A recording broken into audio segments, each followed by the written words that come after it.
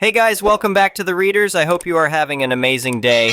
Let's get right into the stories. The first one is a pro-revenge story. My former boss is the worst human being I've ever met. He did all sorts of things to mess with anyone he didn't like, taking pleasure in making their lives miserable at every opportunity. Last summer, I was at a family reunion in Memorial Park, walking with my young cousin who has Down syndrome, Tommy. Tommy manages well most of the time, but he's always been sensitive about people commenting on his appearance or his condition. We were having a great time on our walk, enjoying the warm July afternoon and watching the ducks in the nearby pond. Then I spot my boss walking toward us. I'll call him Mark. My stomach drops at seeing him, but I force a smile and nod hello to keep things civil. Mark stops and sneers. "Well, look what we have here. Two ugly morons out for a walk." Tommy immediately starts crying, his ice cream cone dropping to the ground as Mark walks away laughing. I kneel down next to Tommy, trying to comfort him while silently fuming at Mark. "Hey, buddy, don't listen to that mean man," I say, giving Tommy a hug. "Remember what we always say about bullies?" Tommy sniffles. "They're just jealous of how awesome we are." "That's right," I reply. "And you know what else? You've got so many people who love you. That guy, he's just a stranger who doesn't matter." After getting Tommy calmed down and buying him a new ice cream cone, we continued our walk. That's when I noticed Mark was at the park with his wife and teenage daughter, having some kind of birthday celebration. He had apparently been returning from the restrooms when he encountered us. Furious, I went back to our family gathering and told my cousin Derek what happened. Derek wanted immediate payback, but I reminded him that Mark was my boss and could make my work life even more hellish if he suspected I was involved, so Derek asked what information I had that might be useful. I shared several details about Mark, but the important parts were his drinking habits and family life. Mark frequently bragged about spending Friday nights at the Rusty Nail, drinking their craft IPAs while his wife and daughter visited relatives. He'd also recently mentioned his wife's obsession with Baby Grogu memorabilia, specifically the plush doll she kept on their bed. I stayed away from the revenge scene, but Derek gave me the full report afterward. Derek approached Mark, throwing an arm around his shoulders and attempting to kiss his cheek. Mark shoved him away forcefully. "What the hell do you think you're doing?" Mark shouted. His wife and daughter turned to watch the commotion. Derek smiled sweetly. "Baby, I've missed you so much. Last Friday was incredible." "What are you talking about?" Mark demanded, his face reddening. "Oh, come on, sweetie," Derek cooed. "After all those IPAs at the Rusty Nail, you were so passionate." Mark's wife stood up from their picnic blanket. "Excuse me? This guy's crazy," Mark protested. "I've never seen him before in my life."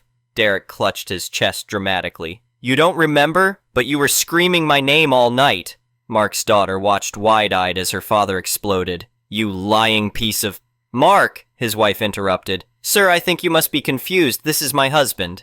Derek shook his head sadly. "No confusion here. We had the most amazing night together. Then we went back to his place on Maple Drive and made love right next to that cute little baby Grogu doll on the bed." Mark's wife gasped, her face going pale. Derek walked away, calling over his shoulder. "Sorry for the mix-up, unless it wasn't." The fallout was spectacular. Mark's marriage had already been struggling, and this incident pushed his wife over the edge. She filed for divorce within weeks. For months afterward, Mark would complain at work about missing his daughter and hating his cramped apartment. Every time he whined about his ruined family life, I remembered Tommy's tears and felt zero sympathy. The sweetest part was that Mark never suspected I had anything to do with his downfall. The next one is an entitled People's Story. My Aunt Martha's farm was my favorite place in the world growing up. Every summer from age 8 onwards, I'd spend weeks there helping her tend to the chickens, collect eggs, and harvest vegetables from her impressive garden. The 15-acre property had been in our family for 3 generations, tucked away in a quiet corner of rural Virginia. While development had slowly crept closer over the decades, Martha's farm remained an oasis of peace and tradition. When Aunt Martha passed away suddenly from a heart attack last year, I was devastated. I was 23 at the time and had just finished college with my degree in agricultural science. Martha had no children of her own, and to everyone's surprise, she'd left the entire farm to me in her will. She knew how much I loved that place and trusted me to keep it going. The farm was located within the boundaries of the Oak Ridge Estates Homeowner Association, which had been established about 15 years ago when some fancy subdivisions started going up nearby. Martha had fought tooth and nail against joining initially, but ultimately didn't have a choice since her property was completely surrounded by homeowner association territory. She'd gotten herself grandfathered in with special agricultural zoning and permissions to keep her farming operations going. The first sign of trouble came about 2 weeks after the will was read. I received a certified letter from the Homeowner Association Board stating that they had serious concerns about my ability to maintain and operate the property in accordance with community standards. They requested a meeting to discuss the situation. I showed up to the meeting ready to defend my right to inherit my aunt's farm. The Homeowner Association Board consisted of 5 people, all at least 30 years older than me. Karen Matthews, the board president, peered at me over her reading glasses with obvious disdain. "Mr. Thompson," she began, shuffling some papers importantly, "while we sympathize with your loss, we have significant reservations about someone of your limited life experience taking over such a large agricultural operation within our community." "With all due respect, Mrs. Matthews," I replied, trying to keep my voice steady, "I have a degree in agricultural science, and I've been helping my aunt run this farm every summer for the past 15 years. I'm perfectly capable of maintaining it properly." "Perhaps," said Tom Wheeler, the vice president, "but there are liability issues to consider. What if your livestock gets loose? What about proper insurance coverage? The smell and noise impact on neighboring properties? These are serious concerns." "All of which I've already addressed," I countered. "I've maintained all the same insurance policies my aunt had in place. The property lines are properly fenced, and I intend to continue operating exactly as she did, which was never a problem before." "Nevertheless," Karen cut in, "the board feels that having such a young, inexperienced owner represents an unacceptable risk to property values and community standards. We'll need to review this situation carefully." I left that meeting with a bad feeling in my stomach. Over the next few weeks, I threw myself into getting the farm running smoothly. I had quit my entry-level job at an agricultural supply company to focus on this full-time. The spring planting season was approaching and there was lots to do. Then one morning in early March, I arrived at the farm to find several large sold future site of Oak Ridge Commons signs posted along the road frontage. My heart nearly stopped. I immediately called the real estate company listed on the signs. "Oh yes," said the cheerful agent. "We're handling the sale of that parcel to Riverside Development Group. They're planning to build 45 luxury townhomes. The Homeowner Association Board just accepted their offer last week." "That's impossible," I sputtered. "I own this property. It was left to me in my aunt's will. No one has authority to sell it." There was an awkward pause. "Sir, according to our documentation, the Oak Ridge Estates Homeowner Association has legal title to the property. They've provided all the necessary paperwork showing their authority to sell. Perhaps you should speak with them directly about this."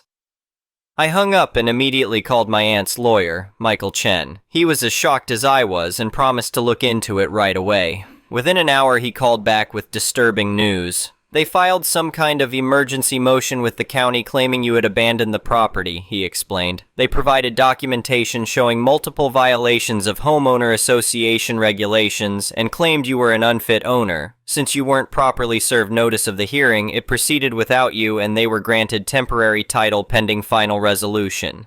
"How is that even legal?" I demanded. "They can't just steal my property." "It's not legal at all," Michael assured me. "This is a clear violation of your property rights and due process. I'm filing for an immediate injunction to stop the sale, but we need to move fast before they try to close the deal."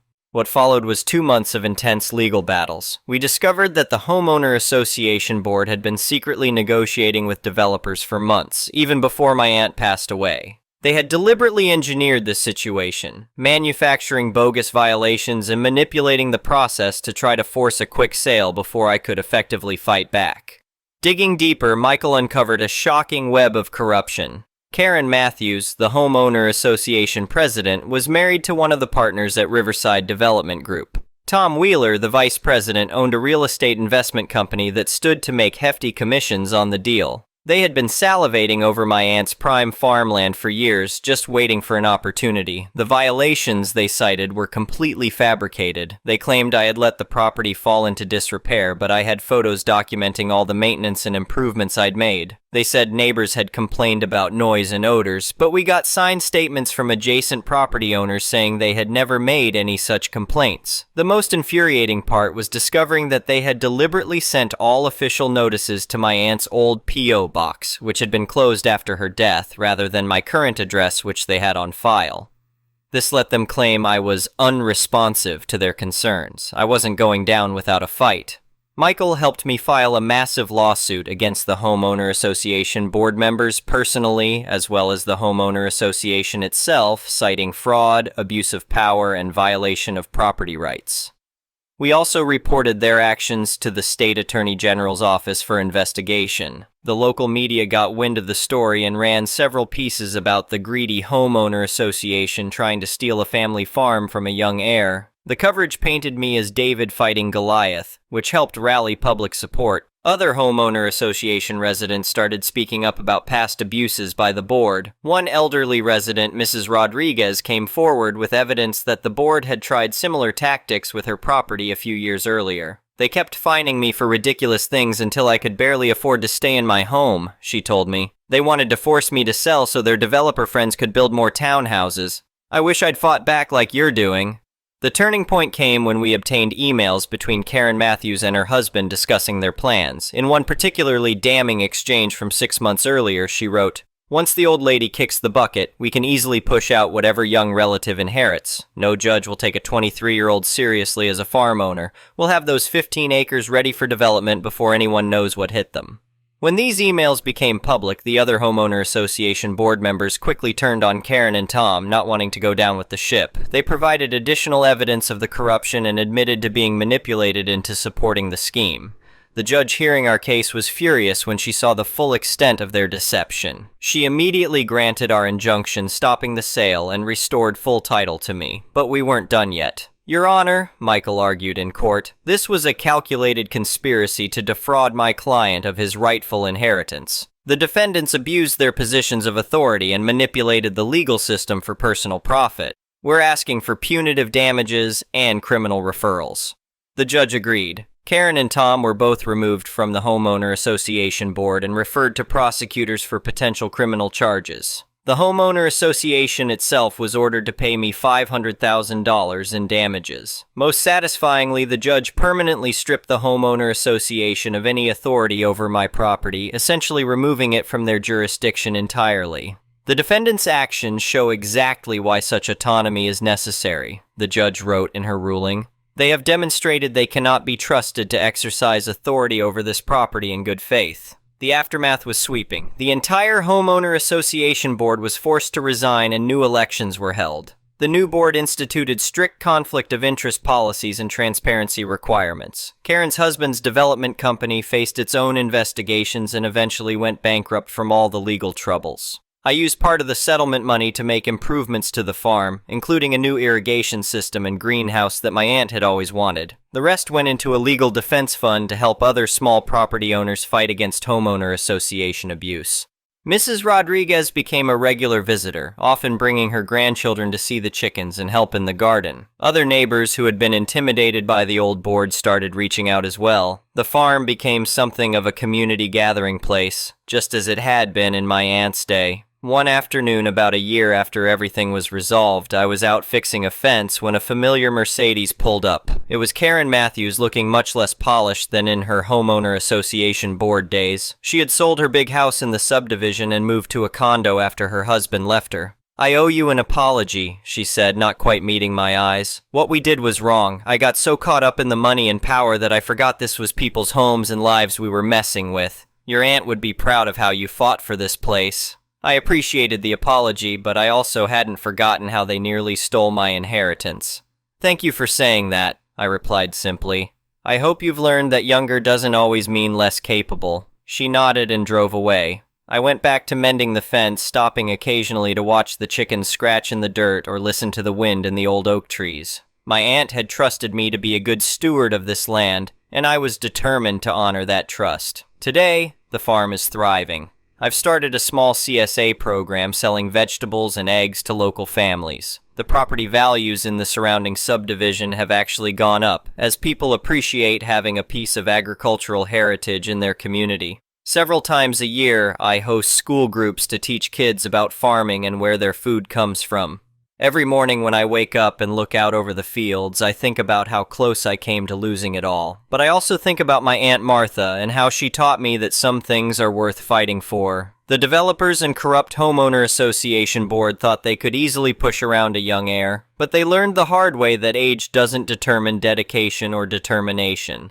The best part? The new Homeowner Association Board recently passed a resolution permanently protecting all agricultural and historical properties within their jurisdiction. They even named it the Martha Thompson Heritage Preservation Act. I think my aunt would have liked that. Looking back, I'm grateful for the whole experience, as difficult as it was. It taught me to stand up for what's right, no matter how powerful the opposition. It showed me that one person can make a difference when armed with the truth and the courage to fight for it. Most importantly, it preserved a piece of family history that will hopefully be passed down for generations to come. The farm isn't just land and buildings, it's a legacy of hard work, perseverance, and love for the simple things in life. No corrupt homeowner association board or greedy developer could ever put a price tag on that. The next one is a malicious compliances story. So, for context, I'm currently a head cashier at Home Depot. I work in a higher volume store that remodeled the front end, where our registers are, a couple months ago, where our central checkout is now entirely self-checkout registers, referred to as SCO. While it's SKO, it's known as Assisted SCO, and they want us to be assisting as much as possible. 6 items or more, high price items, and anything that could hide anything inside of it are a must, as well as pushing credit card applications. Now here's where there's been a huge issue. Starting with the cashiers not pushing credit enough, so we fell behind on our goal. So last week, to make up for it, around halfway through the week, my supervisor told us she wanted everyone physically on a register. Head cashiers included. They don't even want us checking the schedule to send breaks, or the cashiers home even though no one is allowed to get overtime. Unless there's money to handle, we aren't allowed off of a register. I bet some of you can understand how frustrating that is. It's literally a SCO. I'm having more people starting to get upset that we're constantly helping them than when we changed it to a SCO and had a ton of people angry. There aren't any normal registers in the main area of the store. 2 to 3 normal registers open total on the opposite ends of the store, and that's it. And me and the other head cashiers weren't complying the entire time about staying on a register 100% of the time because we were going to prioritize at least knowing when to send breaks and our cashiers home, even if it meant us getting into trouble. Well, today was Black Friday, and my supervisor, along with the store manager and a few other managers, were lurking around almost constant. A couple actually helped, which was appreciated, but I digress.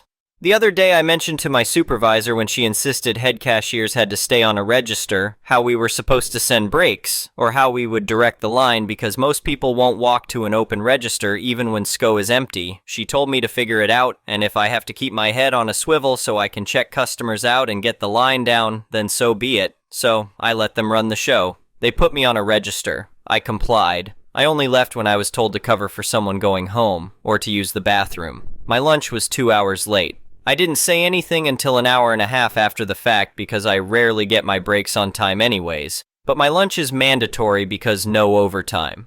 My lunch wasn't the only break late though. When I finally got to go on my lunch, one of my cashiers came back from the bathroom and we both saw his 15-minute break was nearly an hour late. I apologized and let him know I hadn't been allowed to check the schedule, or I would have sent him already. I told him to go, but let him know he should double check with our supervisor just in case, since that would mean 2 people would be leaving at once. Then, I come back from my lunch and find out one of our full-time cashiers was forgotten on one of the few normal registers and was actively building overtime. Something if I was physically there for would have never happened as she leaves at the same time every day. Except I was on my lunch. 2 hours late. Then later, I'm sent to garden to cover a lunch over half an hour late. When I got back inside, another cashier calls because his 15 is over half an hour late.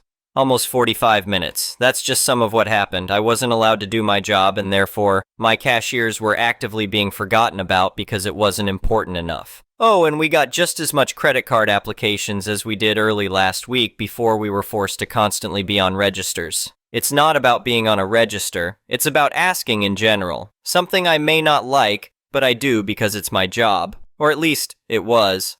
After seeing how me not doing my job to comply with dumb rules that makes no sense affected my cashiers today, and the fact I got a call back from another job, I put my 2 weeks in, just to seal the deal after a crappy day. But I'm happy. I'm leaving Hell Depot and couldn't be happier.